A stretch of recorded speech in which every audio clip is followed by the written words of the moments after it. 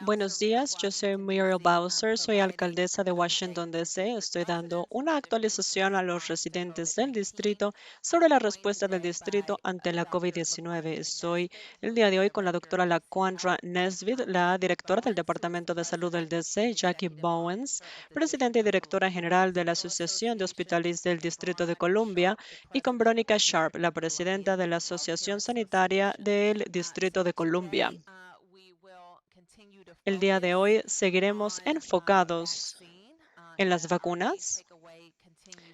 La conclusión sigue siendo, si son elegibles para vacunarse y todavía no lo están, háganlo lo más pronto posible por su propia seguridad y la protección comunitaria.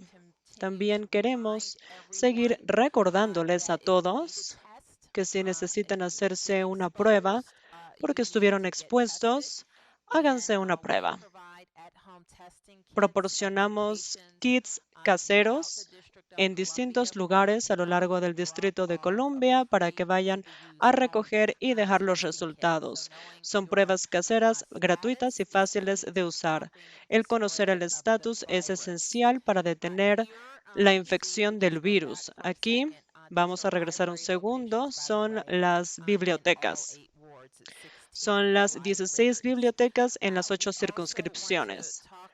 También queremos hablar sobre lo siguiente. Han estado yendo a coronavirus.ds.gov, pueden seguir la tasa de casos diaria. Los números relacionados con la COVID va a ser la siguiente. Le voy a pedir a la doctora Nesbitt que nos explique las actualizaciones relacionadas con las infecciones. Gracias, alcaldesa. Ayer, como pueden ver, tenemos los datos desde la semana pasada. Subiremos la información semanal en la actualización de hoy. La tasa de casos diarios sigue subiendo, más que nada por su relación con la tasa de infección y por las variantes que están circulando. Pueden ver que ahora la tasa de casos diaria está en 21. La tasa de casos es el doble que la del año pasado en estas mismas fechas. Esto es muy desalentador porque tenemos las vacunas, lo cual puede impedir que haya nuevos casos y hospitalizaciones. Luego, queremos proporcionar también una imagen más clara para los residentes, para que entiendan mejor por qué vacunarse es tan importante. La semana pasada actualizamos el panel, incluimos otra pestaña. Son los casos de infección post-vacunación. Y aquí pueden ver los casos que estamos viendo en personas totalmente vacunadas y las personas que no lo están. Estamos calculando la tasa de casos diaria para ambos grupos. Pueden ver que la mayoría de los casos en el Distrito de Columbia es en personas que no están vacunadas o totalmente vacunadas. También pueden seguir viendo que estamos enfatizando que las vacunas tienen muchos beneficios, incluyendo contra las variantes, porque están reduciendo el riesgo de hospitalización y muerte si es que alguien se afecta con la COVID-19. Como pueden ver, la mayoría de las hospitalizaciones en el Distrito de Columbia ocurren en personas que no están totalmente vacunadas. Tenemos la fortuna de no haber identificado a las 45 vidas que desafortunadamente identificamos en DC desde mayo. Esas personas no estaban vacunadas, así que es una verdadera tragedia y tenemos la oportunidad de seguir previniendo la pérdida de vida ante la COVID-19. Como hemos recalcado antes, también tenemos ciertas discrepancias en los casos. Estamos viendo discrepancias en los grupos raciales y étnicos. Hay grupos que están siendo más impactados que otros. En la pandemia se está viendo más que nada en las personas de 18 a 40 años. Sabemos que la cobertura o las tasas de vacunación en estas poblaciones tiende a ser más baja que en la población de 65 años o más. Y si comparamos cómo las tasas de vacunación están impactando a la pandemia, sigue siendo entonces aún más importante proteger a los niños de 5 a 14 años, porque ahí estamos viendo los casos. Las personas que tengan 12 años o más, que tienen la oportunidad de vacunarse, deberían hacerlo. Seguimos animando a las personas de 18 a 40 años a que se vacunen, porque ahí es en donde estamos viendo los mayores casos de brotes. Gracias, alcaldesa. Gracias a usted. La doctora Nesbitt también va a hablar, por favor, de la Administración de Medicamentos y Alimentos, FDA, y los Centros para el Control y Prevención de Enfermedades, CDC. El jueves pasado, la FDA enmendó la autorización de uso de emergencia para las vacunas, las dos vacunas de ARNM de Moderna y de Pfizer. Y el viernes, los CDC, el Comité Asesor de Prácticas de Inmunización, también revisaron esa enmienda e hicieron recomendaciones para consideraciones clínicas que aceptó el director de los CDC el viernes. Queremos ser muy claros, esta es una dosis adicional, no es un refuerzo. Con el público en general se ha preguntado si es necesario un refuerzo. Esta dosis adicional se recomienda y ahora la FDA lo permite a través de esta administración, esta autorización para una población muy específica que tiene una enfermedad muy específica o un antecedente. Por ejemplo, que pasó por un trasplante de órganos, que tiene un cáncer, específicamente leucemia, porque hay un mayor riesgo para aquellos que no tienen una respuesta inmunitaria y para aquellos que tienen enfermedades autoinmunitarias y que tienen que tomar medicamentos que deprimen el sistema inmune. Esto no es para personas que tienen enfermedades crónicas de alta magnitud. Esto no es para todas las personas que tengan una enfermedad en especial. Sería obviamente bajo el cuidado de su proveedor médico. Ellos tienen que tomar la decisión de si esta dosis adicional es necesaria y pueden ir a lo largo de la ciudad a cualquiera de los lugares por esta siguiente dosis. Gracias, doctora Nesbitt. Queremos hablar un poco más sobre los jóvenes, que los jóvenes se vacunen. Cualquier menor de 12 años o más ya son elegibles para vacunarse contra la COVID-19. Tenemos algunos sitios especiales para ellos y también algunos incentivos muy especiales. Está la secundaria Anacostia de martes a jueves de 11 a 7 y sábados de 12 a 5. También la escuela intermedia Ida B. Well, que está cerca de la secundaria Coolidge, de miércoles a sábado de 9 a 1 y luego de 2 a 7. Y la biblioteca Dorothy Hyde Benning, martes y miércoles. Todos los residentes del DC de 12 años o más pueden llevar su prueba de residencia y recibir la primera dosis. Y también una tarjeta de regalo de $51. Y hay los lugares en donde van a recibir premios. Además de esto, para los estudiantes en la escuela secundaria Brookland, la Sousa y la Johnson. Para más información, por favor, vaya a vaccines.gov y ahí puede hacer seguimiento con las escuelas públicas del DC. Desde que lanzamos el programa de incentivos para jóvenes hace unas semanas, 337 estudiantes ya fueron vacunados contra la COVID-19 en estos sitios. 231 estudiantes ganaron unos AirPods que son muy preciados para los estudiantes. 106 estudiantes recibieron una tarjeta de regalo de $51 y todos los estudiantes son elegibles para una beca de $25,000. También vamos a tener clínicas temporales de vacunación en las áreas metropolitanas de Washington, en Southwest Center y en el Benning Bridge. Y esas locaciones y los horarios están ahí enlistados. Hemos extendido hasta el 21 de agosto estos sitios de vacunación. También escucharon que el Departamento de Salud está ofreciendo las vacunas en casa para aquellas personas que lo necesiten. Vamos a mandar un trabajador a sus hogares para administrar la vacuna. Por favor, llame si lo necesita al 855-363-0333 para hacer una cita. También queremos agradecerle a nuestro cuerpo comunitario. Ustedes los han visto por toda la ciudad, los han visto en las redes sociales, en la propaganda de las redes sociales o quizá frente a su puerta. Ellos han tocado más de 160,000 puertas y han involucrado a casi 80,000 personas y 7,800 personas en áreas de mucho tránsito y han asegurado el transporte para 308 personas para que se vacunen. Y también parte de ese programa es Vaccine Buddies, los amigos de la vacuna, que pueden ayudar a los amigos y familiares para que vayan a los lugares de incentivos. Y al hacerlo, ellos califican también para una tarjeta de regalo por cada persona que llevan y pueden llevar máximo 11 personas. Hasta ahora, 1,100 personas aproximadamente de los amigos de la vacuna han llevado a 1,916 familiares y amigos a vacunarse. Casi 2,000 personas que se vacunaron gracias a los Vaccine Buddies. Y 8 amigos de la vacuna se han ganado $561 en tarjetas de regalo por llevar a 11 personas a vacunarse. 11 personas es el máximo. Por favor, contacte amigos a familiares. Ustedes también podrían ser un amigo de la vacuna, ayudando a la gente a que vaya a los lugares de incentivos.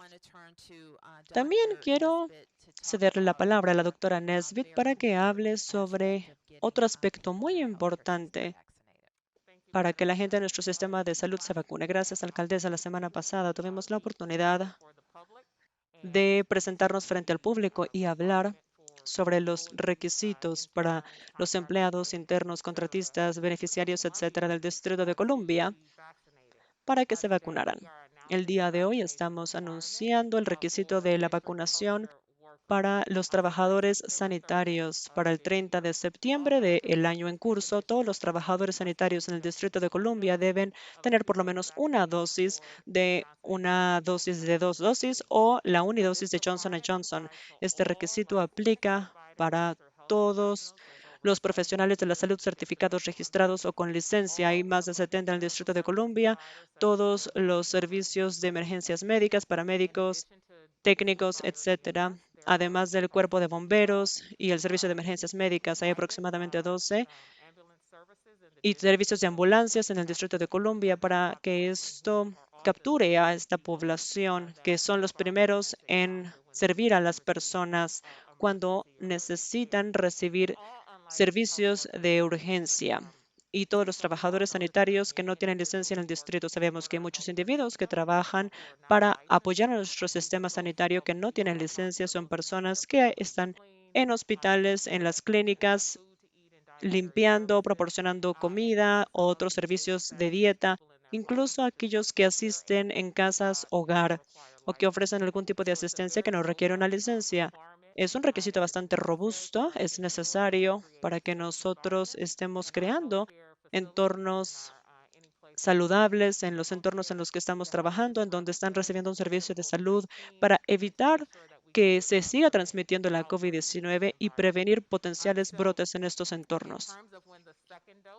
En términos de la segunda dosis, las personas que estén solicitando una licencia, una certificación o un registro tienen que tener prueba de esa aplicación de la dosis. Para los que estén renovando esta licencia, certificación o registro, también tiene que dar una prueba de la vacuna. Y como dije antes, el requisito para la primera dosis o para la unidosis de Johnson Johnson es el 30 de septiembre. Esta es la fecha límite. Seguiremos asegurándonos de que todos los profesionales de la salud y trabajadores sanitarios tengan toda la información actualizada sobre este requisito. Muchas gracias. Y muchas gracias a ustedes. Estamos muy emocionados porque estamos a punto de iniciar clases. De hecho, el regreso de clases es en 2 semanas. Queremos recordarles a todos los estudiantes y padres que deben tener todas sus vacunas antes del primer día de clases. El aprendizaje en persona va a ocurrir todos los días. Va a haber protocolos de seguridad bien establecidos y habrá más información sobre la última guía y protocolos. Lo vamos a compartir esta semana. Esperamos tener actualización el miércoles. Y me parece que eso es todo lo que tenemos el día de hoy. ¿Alguna pregunta? Sí, señor. Sobre el mandato de los trabajadores sanitarios, ¿habrá alguna alternativa, como la ha habido, para los que no se vacunen, que solo se hagan la prueba semanal para trabajadores sanitarios, paramédicos, servicio de emergencias médicas? Sí, el requisito es a través de la autorización y tienen que estar según la autorización de uso de emergencias de la FDA. Y es un requisito que se hagan la prueba para aquellas personas que no se quieren vacunar. Para los trabajadores sanitarios no estamos estableciendo a nivel ciudad un requisito según el cual se tiene que hacer la prueba si se tienen que vacunar mientras las vacunas no están aprobadas a través o tienen una autorización, la autorización de uso de emergencia. Algunos de los socios que están aquí el día de hoy van a requerir las pruebas para aquellos individuos que no estén vacunados para cierta fecha, pero quiero ser muy clara porque esto se debe a la autorización de uso de emergencia y la jerga en esta autorización que requiere que las personas tengan una opción fuera de la vacunación. Cuando esa autorización de uso de emergencia no esté operando, es decir, cuando una de las vacunas esté totalmente aprobada, ya no va a haber exenciones, a menos de que sea por una creencia religiosa o por razones médicas documentadas por el profesional de la salud. Perdón, me perdí un poquito. No entendí.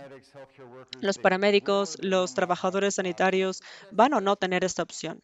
La ciudad, la doctora Nesbitt, el Departamento de Salud que está sacando este requisito, no va a establecer un proceso según el cual la gente va a tener que hacerse la prueba y proporcionar los resultados.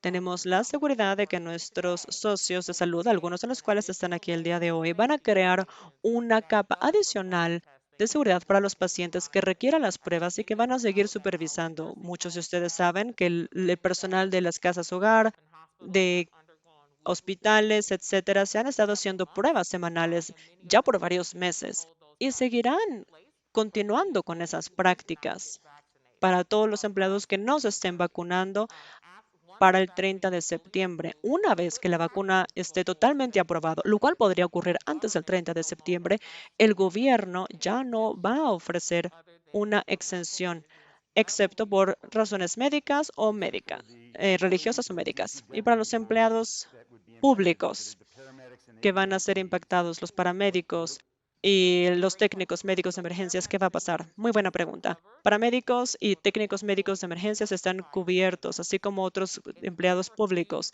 porque son parte del cuerpo de bomberos y servicio de emergencias médicas del DC. Si se rehúsan a vacunarse, entonces van a tener que hacerse las pruebas cada semana. Eso como empleadores, es decir, esto es distinto que si el gobierno diera un mandato. Ok, entonces a los hospitales, y supongo que está aquí, si pudiera hacerle el mandato, ¿cuál va a ser el protocolo para los hospitales, para los trabajadores sanitarios? ¿Van a vacunarse? ¿Van a tener la opción de hacerse la prueba? Y solamente eso. Mark, el requisito es que se vacunen, pero si se rehúsan a vacunarse, entonces ese sería el recurso. Ok, voy a agradecer primero a la alcaldesa y a la doctora Nesbitt por su liderazgo y a los hospitales, como recordarán, en junio anunciaron que iban a exigir la vacunación para todos sus empleados, independientemente de si fueran trabajadores de la salud o no. Todos sus empleados. Según este mandato, nosotros pretendemos ser consistentes y todos los hospitales van a desarrollar sus propias reglas y normas para aquellas personas que no estén vacunadas en este tiempo. Obviamente, la prueba sería una opción en este caso para ser consistente para todos nuestros empleados. Este va a ser un mandato. Ok, ¿alguna otra pregunta? Sí, Stephanie. Una pregunta. Quiero comenzar con la tercera dosis. Estaban hablando de este refuerzo, entre paréntesis. Hemos estado escuchando que la gente va y reciben una tercera dosis. ¿Cómo va a supervisar la ciudad que esto no ocurra o que la gente realmente esté en esta categoría? No podemos. Yo no quiero engañarlos o que piensen que hay algún estado que puede hacerlo. Y esta es la razón. Sabemos que la FDA ya enmendó la autorización de uso de emergencia para un grupo de individuos muy específico desde el jueves. La semana pasada, los CDC dejaron muy claro que más de 1 millón de personas en los Estados Unidos ya estaban utilizando cualquier recurso y engaño que pudieran. Van con los doctores, con proveedores de la salud, con farmacias para recibir una tercera dosis. Y lo sabemos por nuestros registros de vacunas a nivel estatal y otras bases de datos que compartimos con los CDC. Así que pueden ver, la Quandra Nesbitt tuvo 2 dosis y si yo voy por una tercera dosis, incluso si yo me presento en una farmacia y digo, ay, estoy empezando mi serie de vacunación o apenas me voy a vacunar, sabremos qué es la tercera dosis en algún momento. Lo que estos registros no tienen es la información médica de la persona para poder clasificar o identificar a una persona que esté utilizando la vacuna de manera inapropiada, a diferencia de alguien que lo hace de manera apropiada, según sus antecedentes. Así que no hay manera en la que podamos determinar esto. Va a depender de los proveedores de salud el proporcionar la guía adecuada para los individuos, para que la gente ya no se presente de manera inapropiada para obtener una tercera dosis cuando no se recomienda o es un requisito para ellos. Los proveedores de salud que lo hacen a sabiendas podrían sufrir consecuencias si una persona sale lastimada. Otra pregunta. Sobre el pasaporte de la vacuna, alcaldesa, yo sé que le preguntaron específicamente de DC, pero supe que había una reunión regional el viernes. ¿Podría comentar un poco? ¿Alguien participó en representación de DC? ¿Hay una demora y por qué sería la demora en este pasaporte de vacunas? No tengo nada que decir sobre el pasaporte regional para la vacuna. ¿Apoyaría uno? No lo sé. ¿Sí? ¿Sí? Estoy un poco confundida sobre el mandato de la vacuna para el sector salud. Los trabajadores de salud pueden no vacunarse hasta que Pfizer o Moderna tengan la autorización completa y entonces ya no podrán, ¿cierto? Es correcto. Ok. ¿Y cómo decidieron hacer que este fuera un requisito para los trabajadores de la salud? ¿Cuál fue la métrica que estaban viendo? La semana pasada dijeron que los trabajadores de escuelas charter no eran empleados públicos y por lo tanto no era un mandato para ellos ponerse la vacuna. Y entonces, ¿por qué los trabajadores de salud? ¿Y cuál es su poder sobre los trabajadores del sector privado? Perry, excelente pregunta desde la perspectiva cívica y de gobierno. El Departamento de Salud, a través de sus 19 consejos de salud, está supervisando 72 profesionales, también a otros centros en donde están ofreciendo servicios de salud para las personas. Así que yo tengo la habilidad o la autoridad a través de la ley de enfermedades contagiosas de no hacer ninguna modificación en caso de una enfermedad infecciosa. Es por eso que los trabajadores de salud en el Distrito de Columbia están viendo este requisito de vacunarse. No es algo sin precedentes, es algo que ha ocurrido de vez en cuando en ciertas jurisdicciones en relación a las vacunas de la influenza de manera anual, etcétera.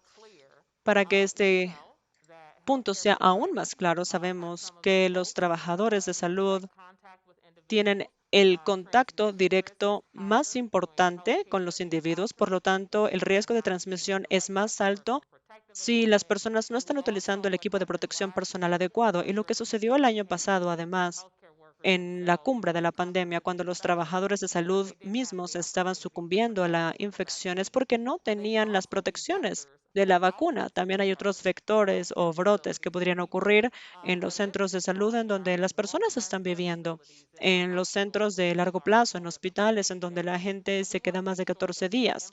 Queremos asegurarnos de enfatizar la importancia, según la autoridad del Departamento de Salud, de asegurar que estos trabajadores sanitarios estén yendo en la dirección correcta como ciudad y como región, porque algunos no son residentes del DC.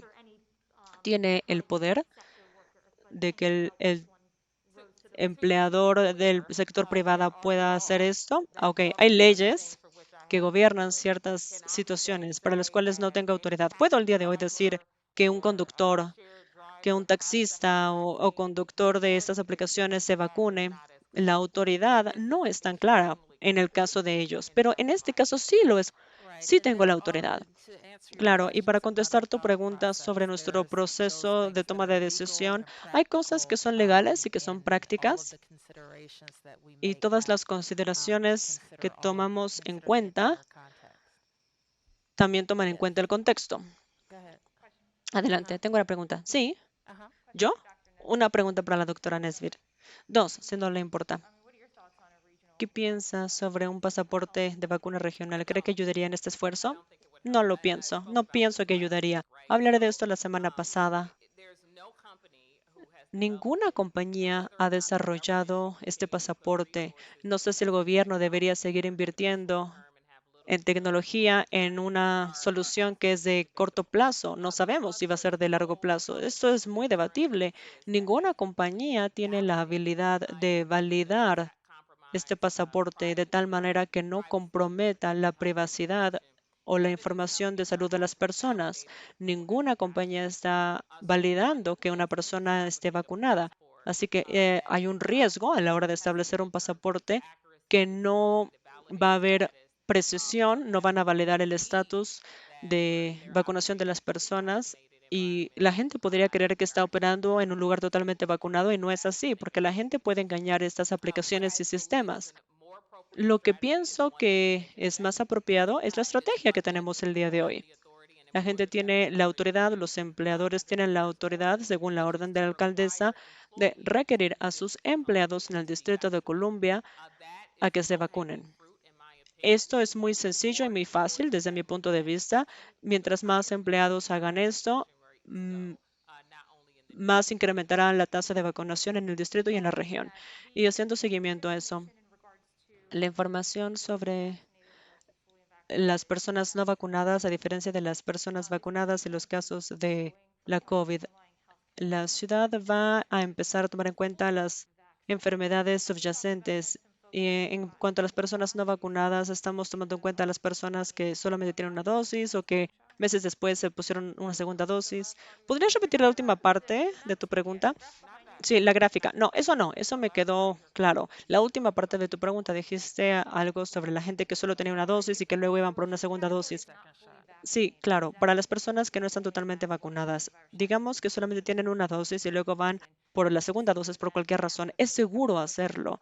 Si la primera dosis fue hace 2 o 4 meses, ponerse la segunda dosis. Siempre se pueden poner la segunda dosis. Hemos sido muy claros. Para estar totalmente vacunados, para tener todo el esquema, uno debe tener 2 dosis o la unidosis de Johnson Johnson. Entonces, uno tendría todo el esquema 2 meses después de esa segunda dosis. Eso es muy claro. Queremos explicarlo de manera clara en nuestro sitio web.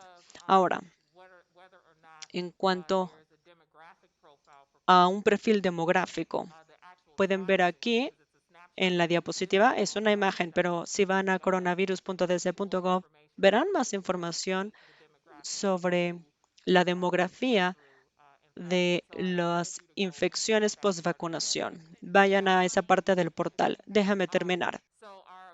Ahora, nuestra habilidad para hablar sobre las enfermedades subyacentes va a depender de los casos de infección post-vacunación. A veces estamos suprimiendo datos cuando las cifras son demasiado bajas, cuando no es significativo. ¿Es significativo o no decir que tiene una enfermedad crónica?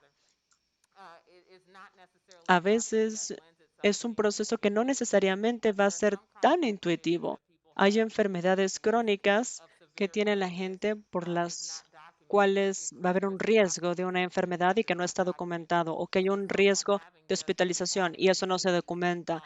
El hecho de que alguien tenga una enfermedad crónica y que sea un caso de postvacunación va a depender de las condiciones. Nuestra habilidad para clasificar esas enfermedades sin hacer algo que podría implicar otras cosas, no va a ser posible en este momento. En este momento no tenemos suficientes casos de infecciones post-vacunación. El departamento u oficina del auditor está está hablando sobre el programa de pruebas para personas asintomáticas que no alcanzaron el objetivo, el 4%, y no el 10% que dijeron que iba a ser el objetivo y que los CDC recomendaron. Mi pregunta es, ¿por qué este programa no obtuvo los resultados esperados? Sé que tuvo que ver con que solamente iban a hacerle la prueba al 10% de los niños que tuvieran el formulario de consentimiento. ¿Por qué el programa no obtuvo los resultados esperados? ¿Creen que este fue un programa efectivo y van a hacerlo el próximo año escolar? Creo que tú misma contestaste tu pregunta. Si los padres no consienten que sus hijos hagan la prueba, no podemos hacer la prueba nosotros. Uno puede poner los objetivos que quiera, pero si alguien no da su consentimiento, no podemos ir a la escuela y hacerle la prueba a sus hijos. Incluso con el número de estudiantes que estuvieron yendo el año pasado, ya tuviéramos el 10 o el 100% de los niños que presentaron un formulario, igual ese no iba a ser una cifra demasiado alta. Tenemos que ser muy cuidadosos y ver un número que diga 4% de los estudiantes en persona y más bien enfocarnos en cuántas personas dieron su consentimiento. Ahora, es importante decir que creemos que es buena idea. Seguiremos haciendo esto cuando los estudiantes regresen en persona. Algunos ya lo hicieron. Las escuelas públicas va a abrir el 30. La alcaldesa mencionó que va a haber información adicional sobre todas las cosas que hemos establecido para esas escuelas el próximo año escolar, pero para ser tan exitosos como podemos serlo, la gente tiene que dar su consentimiento. Y quiero enfatizar una cosa que mencionó la doctora Nesbitt. No he tenido la oportunidad de ver el reporte al cual te referiste, pero lo haremos sin duda alguna. Nuestros equipos se reúnen a diario sobre el regreso a clases para asegurarse de que toda esta información, que a veces es nueva y que sale a diario, quede incorporada en nuestras guías que vamos a compartir con maestros y padres. La doctora Nesbitt está en lo correcto. Queremos que toda la comunidad escolar participe, así como queremos que todos los adultos y menores elegibles se vacunen. Queremos que todos participen en el programa de pruebas. Pero más que eso, el programa de pruebas nos va a avisar cuando haya una infección. Y más allá de eso, queremos que los padres sepan sobre las actividades de sus hijos, que les recomienden utilizar la mascarilla, que hagan lo que puedan para que la familia y la familia escolar esté segura para que la escuela no cierre. Gracias. Y para dar seguimiento a esa pregunta, ¿por qué los formularios de consentimiento son tan bajos? ¿Por qué no hacer prueba a más personas? Según mi entendimiento, los formularios no fueron enviados a los padres todavía y la escuela va a abrir en 2 semanas. ¿El plan es tener más formularios de consentimiento? Sí, no es inusual que nosotros nos estemos comunicando con los padres sobre el regreso a clases y las guías que necesitan, desde los útiles escolares hasta las vacunas, hasta los protocolos de seguridad del COVID. Eso continúa. Estoy segura de que las escuelas públicas van a enfatizar la necesidad de que haya un formulario de consentimiento, pero no quiero que suene como una cuestión jerárquica. Este es un diálogo entre las comunidades escolares también.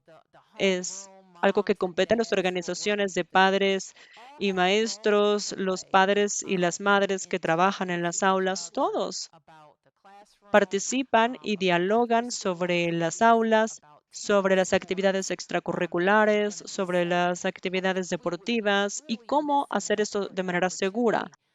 Estaríamos desaprovechando una oportunidad maravillosa si solamente estamos hablando del gobierno, del DC, enviando un formulario de consentimiento. Estamos perdiéndonos esa oportunidad. Tenemos que estar dialogando como comunidad sobre lo que debería ser nuestra prioridad. Abrir las escuelas de manera segura y que las escuelas permanezcan abiertas. Esa conversación no solamente va a venir de nosotros, es un diálogo entre todos los que estén involucrados con los niños en las escuelas. Cuando usted habla de una conversación que está sucediendo, ¿tiene alguna indicación de que los padres no quieren que sus hijos se hagan la prueba o solo no saben que hay un formulario de consentimiento y no lo entregaron? Podría ser por todas esas razones. No puedo darte un estimado de cuál razón es la más correcta. Mi trabajo es que tengan los formularios que necesitan para el rastreo de contactos hasta las vacunas, todo ese tipo de cosas. Todo eso lo tenemos que presentar y no me parece que en 2 semanas yo pueda decir que los padres no han hecho algo que tendrían que haber hecho. Un par de preguntas de seguimiento para la doctora Nesbitt. Usted mencionó que una de las vacunas esté totalmente autorizada. Entonces usted tendría la autoridad de requerir sin que haya la opción de la prueba para hacerlo. ¿Eso es lo que usted querría hacer para los empleados del gobierno y trabajadores sanitarios? Esto es para trabajadores sanitarios. Para los empleados públicos, eso va a ser desde el punto de vista de empleado de gobierno, como patrón, el gobierno. Yo no puedo requerirle esto a los trabajadores públicos. Entonces, esto es para las personas que tienen licencia, que entran dentro de esa autoridad como directora del Departamento de Salud. Correcto. Si Pfizer está, por ejemplo, totalmente autorizada, entonces usted le requeriría a todos los trabajadores sanitarios que se vacunen totalmente con la Pfizer, exactamente, a menos de que tengan una exención médica o religiosa. Muy bien, y podría preguntarle, usted también mencionó que era muy fácil y muy claro la autoridad que tenía sobre los trabajadores sanitarios, pero menos claro con los taxistas, por ejemplo. ¿Usted examinaría la autoridad que tiene sobre estos requisitos para los empleados, para cualquier tipo de empleado? Claro. Mira, como ha sido el caso desde marzo de 2020, siempre estamos enfocados no solamente en nuestra autoridad, sino lo que es razonable para que el público se beneficie. Seguiremos haciendo eso en los próximos meses, pero también es muy claro y queda muy evidente en la orden de la alcaldesa en cuanto a la habilidad del sector privado de que este sea un requisito para sus empleados. Si quieres entrar en la discusión de, bueno, ¿qué hay de esto y de esto otro? Ellos pueden establecer las condiciones para proporcionar servicios en sus lugares. Tienen la autoridad como entidades privadas de poner este requisito. Mark, ya no puedo darte una mejor respuesta de la que te acabo de dar. No te puedo decir qué va a suceder más adelante, si es que algo viene más adelante. Me parece que lo que hemos dicho es muy claro. Estamos actuando según lo que podemos hacer con nuestros trabajadores sanitarios y con las organizaciones. Son muy buenos socios. Hemos hecho muchos avances. Hemos proporcionado o empoderado a los empleadores en este sentido. Cualquier entidad del sector privado, cualquier negocio tiene la autoridad de que la vacuna sea un requisito para seguir teniendo un trabajo. Y quería preguntar sobre la capacidad de los hospitales, específicamente en el área pediátrica. Están viendo un incremento en los casos pediátricos hospitalizados y eso está estresando nuestra capacidad. Podrás notar que fuimos muy afortunados en el Distrito de Columbia porque no tuvimos que utilizar los sitios alternativos de cuidado ni utilizar la capacidad total de nuestros hospitales y nuestros centros de salud a lo largo de esta pandemia. El número de camas que se estaban utilizando ha ido hasta el 70 o al 80% el año pasado. La proporción de personas hospitalizadas por la COVID-19 permanece baja. Esto es importante enfatizarlo. En cuanto al sector pediátrico, no hemos escuchado de ningún reto en cuanto a la capacidad en los hospitales pediátricos o que hayan tenido que cambiar su plan. Lo que está sucediendo en Estados Unidos es que hay un incremento de niños que han tenido que ser hospitalizados por el virus respiratorio sincitial. Esto normalmente ocurre en otoño y en invierno, pero por el uso de mascarillas no vimos este incremento de virus respiratorio y de casos de este virus en los hospitales, ahora que los padres están viajando más con sus hijos, están más involucrados en otras actividades en donde no estamos viendo distancia social, estamos viendo el incremento que normalmente vemos en invierno, pero ahora en verano, de este virus respiratorio sincitial. y estamos viendo hospitalizaciones en la región por esa cuestión. Ok, muchas gracias. Última pregunta, Perry.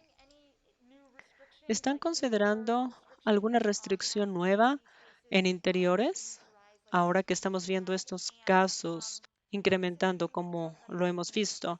Y quería saber si podían hablar sobre brotes de casos en ciertos vecindarios. Yo sé que hay algunos que no están vacunados y que ahí estamos viendo los casos nuevos, pero ¿hay algo nuevo?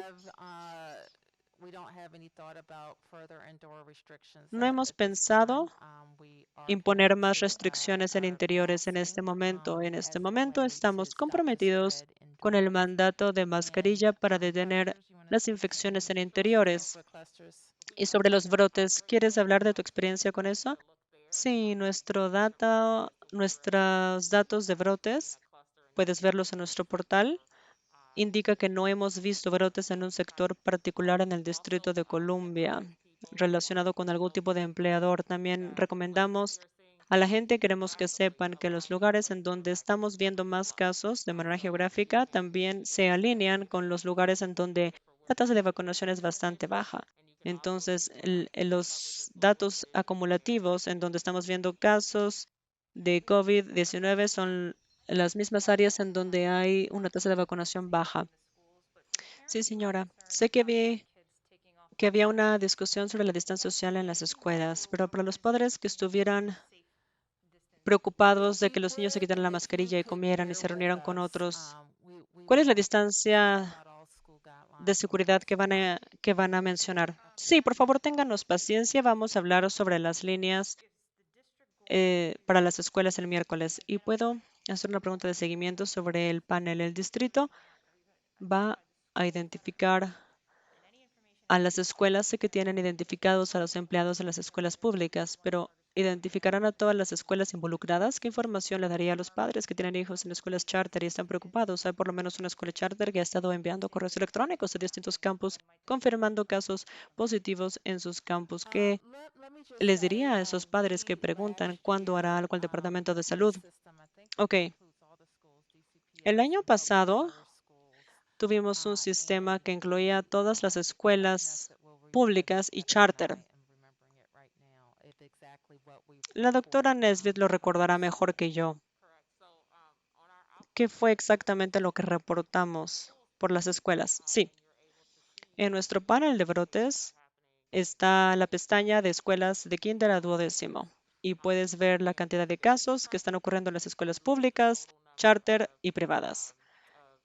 Obviamente estamos suprimiendo algunos datos que no son significativos, pero tenemos la lista del número total de casos en las escuelas y me parece que el número es 5 o 10. Así que seguiremos con esa práctica. Es muy importante que las familias estén involucradas con las escuelas ahora que está el regreso a clases y que los estudiantes regresan a las aulas. El sistema de las escuelas públicas va a regresar el 30. Es importante que entiendan cómo va a ser la comunicación. Va a ser con los líderes escolares. El Departamento de Salud no va a ponerse en contacto con los padres. Vamos a hacer el rastreo de contactos con nuestros socios escolares, pero cualquier información de que haya un caso, 10 casos, lo que sea, vendrá de sus líderes escolares y de sus comunidades escolares. Las escuelas públicas tienen un proceso muy claro, hablaremos de eso más adelante en la semana, les daremos todos los detalles. El Departamento de Salud no manda cartas de parte de la escuela y Stephanie, para aclarar y que haya un entendimiento, el Departamento de Salud investiga casos y brotes. Cuando haya un brote, tomaremos una decisión sobre cómo mitigar este brote. La gente no va a escuchar que hay un número mágico de casos que tenemos que ver para que se regrese al aprendizaje virtual o que vamos a regresar. Esto va a depender de la investigación. Bueno, muchas gracias a todos.